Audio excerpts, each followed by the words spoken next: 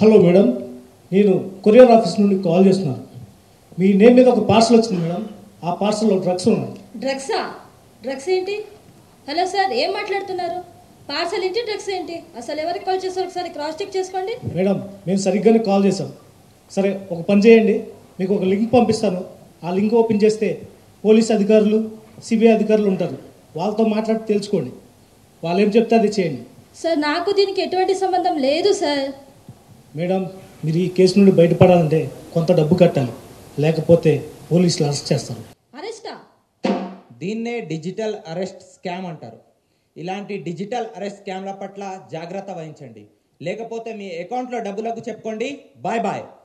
CBI నుంచి కానీ police department నుంచి కానీ ఎప్పుడు మీకు ఇలాంటి బెదిరింపు కాల్స్ కానీ డబ్బులు మిమ్మల్ని అడగరు. పొరపాటున ఇట్లాంటివి ఏమైనా కాల్స్ వస్తే దీన్ని డిజిటల్ అరెస్ట్ అంటారు.